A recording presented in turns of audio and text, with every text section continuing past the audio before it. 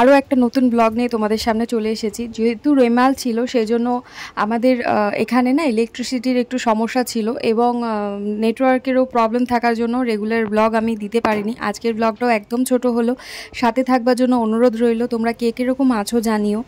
তবে একটা কথা তোমাদের বলি, চ্যানেল কিন্তু অনেকেরই রিচ ডাউন হয়ে যাচ্ছে। তার কারণ কিন্তু বন্ধুরা, তোমরা ভিডিও দেখছো, তোমাদের ভালো লাগছে, কিন্তু তোমরা কিন্তু একটা করে কমেন্ট কেউ করছো না। যদি তোমাদের ভিডিও ভালো লাগে, অনুরোধ করবো একটা করে কমেন্ট করে যাওয়ার জন্য। এতে কিন্তু আমাদের মতো ছোট ছোট ভিডিও ব্লগারদের চ্যানেলটাকে গ্রো করতে ভীষণ সাহায্য হবে এবং আমরা সত্যি যেটা চাইছি সেটা করতে পারবো। আমাদের পাশে থাকার জন্য ভীষণভাবে অনুরোধ রইল।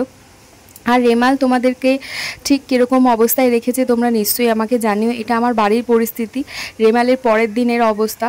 যেহেতু ছাদেই আমার ঘর, তাই ছাদ থেকে বাইরেটা দেখতে ভীষণ ভালো লাগছে। তবে হ্যাঁ, রেমাল ঝড়ে বা অন্য যে কোনো সময়, কালবৈশাখী যাই বলো না কেন, তখন কিন্তু গাছে থাকা পাখিদের ভীষণ অসুবিধা হয়। তাদের বাসার ভীষণ খুবই তাদের অসুবিধে হয়। আমরা মানুষ যেহেতু, তাই তাদের কষ্টটা খুব একটা বুঝতে পারি না। কিন্তু যাই হোক, ওই আর কি, সবাই তো একসাথে ভালো থাকতে পারে না।